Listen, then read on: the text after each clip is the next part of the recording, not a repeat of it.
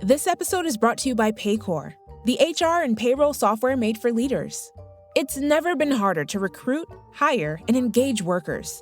That's why HR leaders and frontline managers depend on Paycor for all things people management, from onboarding and performance reviews to compensation and benefits. Learn more at paycor.com/leaders. Empire.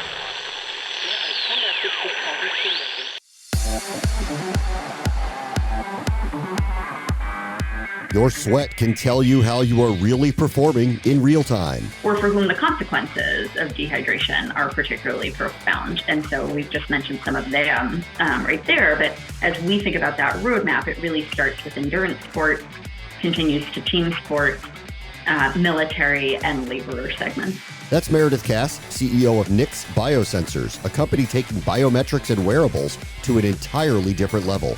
This is the Future Sport Podcast. I'm Bram Weinstein.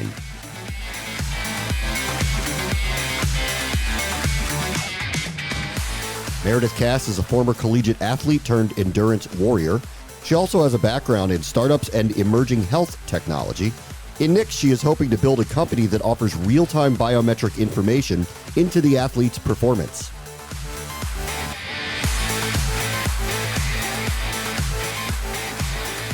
Our guest this week is Meredith Cass, who's the founder and the CEO of Biosensors, which is a company that is redefining how we manage our health by empowering consumers to access and understand and act on their personal biology at home through wearable technology.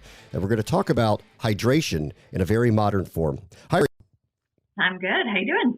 Okay, let's talk a little bit about hydration and wearable technology, which is what your company does. First, just give me the background of Biosensors. Why did you start this? Yeah, I mean, it was kind of dual purpose here. I come from the healthcare industry and am very familiar with the wealth of knowledge that we make available in proper settings of healthcare, and just very frustrated by the limited amount of that information that's available to consumers. So combine that with the fact that I was a collegiate basketball player turned endurance athlete who struggled with my own hydration. That's really what got us kind of narrowed directly in on hydration as a place to start with our first application. Okay, and so tell me a little bit about the wearable technology. What does it look like? What's it feel like? How do you use it? So it's a patch form factor, first and foremost, and it really consists of two parts. We have a disposable adhesive piece, which is just attached to the body with kinesiology tape, so totally non-invasive, just sticks to the skin. And then clicked into that, we actually have a small electronic pod, which is a little bit smaller than probably the size of your watch face. So those get combined together physically, mechanically, and worn on the skin. So it's about 2 inches in diameter, the patch itself. And that's connected via Bluetooth to your phone or your sport watch or your bike computer. Okay. And is this is multi-use, or is this a single-use wearable? So the patch itself is disposable. That part that's collecting the sweat and that sticks to the skin, that's single use, just like a Band-Aid. But the electronic component that we call the pod is rechargeable, and you would use that repeatedly. All right. Why did you land here, hydration? Why was that important to you to try to solve a problem with? Honestly, in addition to it being a problem that I've experienced personally myself, once we started the research on this specific use case, we just recognized how massive it is. And it's, people have been trying to solve this problem of measuring hydration or supporting hydration strategy with a wearable for decades. And with, technology has finally gotten to a point where it's more affordable to be able to do that and scale it in a consumer segment. And candidly, the market itself has matured. We've now gotten to a point where athletes in particular, but consumers at large, are measuring all sorts of sometimes random metrics about their health and wellness. And, hydration really has become sort of the holy grail, kind of this last stop. And for something that's so related to performance, we figured it was an important problem to solve up front. Clearly, it is, just tangentially and covering professional sports and then having kids that play youth sports. Hydration is a priority now. Practice regimens have changed. Everyone is forcing themselves to take water breaks. People, I think, seem to understand the necessity for it. But what you're kind of suggesting is we kind of personally don't know what we need? Is that what you're kind of suggesting here? Yeah, and for some that are maybe not athletes, that might sound a little bit strange that thirst isn't good enough, but there's actually a ton of really robust literature out there, most of which comes from the Soldier Research Center. It's actually here in Massachusetts where we're based, that really shows that drinking to thirst is only going to prompt individuals to replenish about half of the fluids they've lost. And if your fluid losses are very small, then that 50% error isn't that big a deal. But if you're an endurance athlete or you're a firefighter or, a motorsports athlete or even a football player, and you guys are in sort of more extreme conditions, that 50% is actually really significant. I mean, so obviously here we're talking about the application for sports, but you've mentioned some industries outside of that. Now, you look at this as something that could cross over to people who are in like firefighting, maybe police officers, the military, that type of units? Without question. I think for so many of these health and wellness technologies, the athlete is a natural place to start. They are folks that typically care more about their health and wellness. They have specific biometric data that would be really useful to them in training and in performance. But that is another reason why we thought hydration was such an interesting application, because there is this very clear roadmap of segments of populations for whom hydration management is particularly challenging, or for whom the consequences of dehydration are particularly profound. And so we've just mentioned some of them right there. But as we think about that roadmap, it really starts with endurance sports, continues to team sports, military, and laborer segments. Okay. You are measuring sweat to come to the conclusions that the sensors will give to the user. What did you find out in studying how someone sweats about how hydrated or dehydrated they may be? Yeah, a lot of surprises. First and foremost is that people have preconceived notions about how heavy or how salty a sweater they might be. That can be very clearly proven or disproven within the data. The interesting findings being that we sweat really differently from day to day. And, for a let's say a runner like myself who's trained for a marathon in Boston over the winter and leading into the spring, it's intuitive to think that when it's cold and overcast versus hot and humid, you're going to experience different sweat rates. But what we may not realize is actually our sweat composition is different on those two different days as well. So we've seen through the data, because no one's really been able to do this outside of a lab ever before, there's just fascinating insights that really support the need for thinking strategically about that hydration every single day. Okay. And the outcome of following the advice, which I want to get to from how the sensors give this information back, is what? Recovery, endurance? How do you kind of look at the benefits of this? Yeah, it's mostly around performance, because that's really the thing that's going to be impacted first and foremost. So as soon as you've lost 2% of your body mass in water, so let's say you're an 150-pound person, you lose 3 pounds of fluids, you're already experiencing a performance impairment. And that can come before you even feel symptoms. 3 pounds of fluids, by the way, may sound like a lot. Everyone might be thinking, I never lose that much sweat. That can actually happen in 30 to 45 minutes, depending on what your sweat rate actually is. Like 30, 45 minutes doing what? Like running like a marathon or just working out in a gym? It could be either. And that's the crazy part. I mean, it's all about how much you sweat as an individual, what percent effort you're putting forth, and the conditions that you're doing it in. I think I heard you use the word salty too. What do you mean by that? Salty? Yeah, electrolyte content. So salt is by far the most prevalent electrolyte in your sweat. It's about 50% of the electrolytes that are comprised there. And for anyone that's done a, particularly, intense workout, sometimes you'll get those little salt streaks or salt granules on the skin. It's kind of a hallmark in the endurance segment in particular, but that concentration of your sweat varies really significantly. And what we don't think of now in a world where, you go to the store and there's 800 different hydration beverages to choose from, each of them has a different electrolyte content. per ounce of fluid. So our data will actually tell you which of those beverages is best matched to your unique sweat profile. Oh, okay.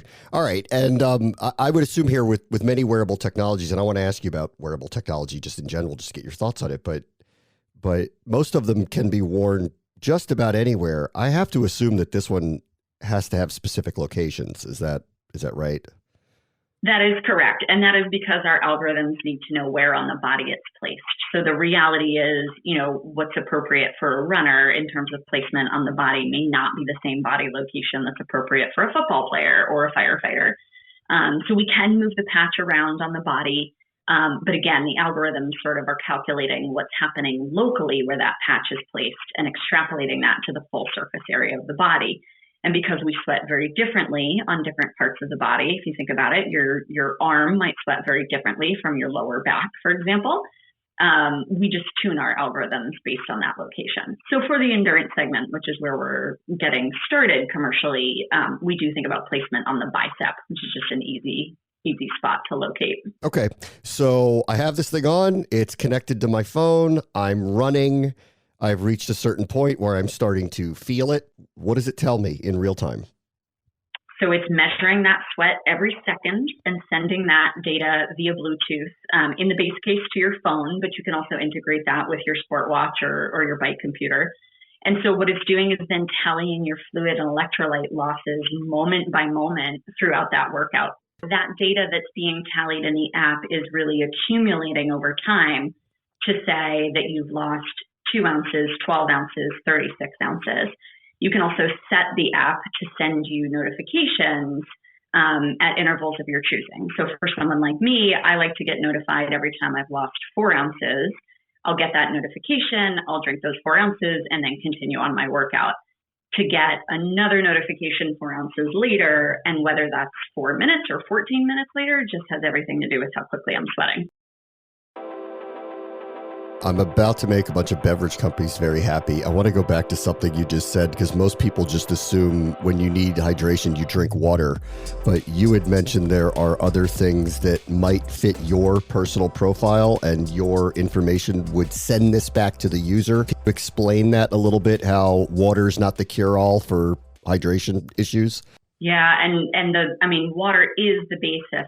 Those fluids are the basis of the most critical part of rehydration. But there's a lot of literature showing that if you're drinking water with something else in it, for example, electrolytes, absorption of that fluid is going to be faster and more efficient. The other consideration is we don't sweat water. We are sweating electrolytes. So we are losing those minerals as we're losing sweat. And if you're only replenishing water, you are actually putting yourself at risk of something called hyponatremia, which is a critically low level of salt in the blood. Okay. Let me ask you just about wearable technology. Yours tests something, monitors something very specific. Do you believe that this is kind of the direction that these technologies in general are going, getting more in-depth and personalized about your biometrics, if that's possible? Without question. And I think biometric is the key word that you just used there, which is to say we've done a lot to date with accelerometry and GPS and power measurements and things like that. The ability to now get electrochemical or molecular with these measurements is a major step forward in what we call the biosensing category of products. And I think that really holds the key to even more interesting and more valuable, candidly, metrics as we go forward. And so as we go forward, do you anticipate that all of these technologies will find their way into one patch, one watch, one whatever? Because as we have these conversations with people like yourself and others that are in this field, they all do different things. And I'm not going to wear 8 things, when I go work out. So what happens down the road here? Yeah, I think they have to consolidate. And whether that means they're integrated from a software perspective or a physical product perspective, without question, there's got to be consolidation. I think the key, and this will be really interesting to observe, is that when you are taking any sort of electrochemical or molecular type of reading, you're usually doing that through a bodily fluid. And so that cannot be done necessarily from a wristband type device. It's really got to be done with something that has to either be sterilized or thrown away. So I personally think we're going to end up going in this direction where you've got this base device, whether that's an Apple Watch or, whatever that base device is. And then you've got these peripheral test strips when you're doing more detailed health and wellness monitoring. Okay. Does this, I don't know if there's an application for this, but so many wearables are also now monitoring sleep and how people are doing in that realm. Can you find out something by using your wearable when I sleep, how much I sweat, what changes with my body? Absolutely. And, not even just with sleep, but, there are a lot of circumstances where people are losing sweat, and not just through physical activity. We also sweat for, there's a whole other category of sweat glands called apicrine sweat glands, which are activated more when you're nervous. Think about like public speaking or things that are more emotional. So you can think about it from that respect. Hot flashes, people that are sick, children when they're sick. But really what we're thinking about is the range of metrics that's available through sweat, even beyond hydration. And that category is massive, from hormones to glucose to drugs of abuse, which are detectable through sweat, all the way to other metrics through other fluid samples, including saliva, tears, even breast milk. I have to tell you, though, if I was nervous public speaking and then the sensor was telling me I'm nervous while public speaking, I don't think that would cure anything. That may not be the top use case. I think you're probably right. Yeah. All right. Last thing. You have mentioned you were an athlete. You played basketball in college. You're an endurance athlete as well. You also have a deep background in this field of healthcare as a venture capitalist and a venture creator. Could you kind of give us a little bit of your background, where you were and how you now landed to this spot with Nix? Yeah, most of my background, in fact, all of it has really been at this intersection between venture capital and venture creation. And in the Boston and New York areas, in early stage healthcare investing, a model that's gained a lot of popularity is what I'm calling this venture creation model, where those companies are really incubated internally. So I was very fortunate to have a hand in starting 6 companies before Nix, all on the healthcare side of the world. And was given an opportunity to be an entrepreneur in residence at Harvard Business School, of which I also happen to be an alum, where I had a luxury that no entrepreneur ever has, which is 12 months of salary support and health insurance and a startup budget, to really come up with a white space opportunity that I felt was really promising, sort of in the health and wellness world. And that's really what kind of gave birth to Nix, with this larger vision that you started with of how do we take health and wellness data out of the healthcare setting and put that in consumers' hands on a day-to-day basis so that they can be empowered to make their own decisions about their health and wellness daily. Meridith Cass is the founder and the CEO of Nix Biosensors. Thank you so much for your time. Thank you. On the next Future Sport podcast, with gambling going mainstream, companies are helping build the best engagement tools. As each state opens up, you get a mad rush from sports books and also from local media to maximize the opportunity. Whereas when we look at other territories we operate in the more mature European markets, as an example, it's sort of an evolution rather than the burst of growth that you see in the States. That's Harry Von Bear, the U.S. CEO of Spotlight Sports Group.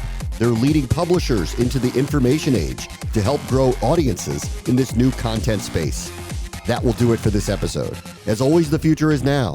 This is the Future Sport Podcast. I'm Bram Weinstein.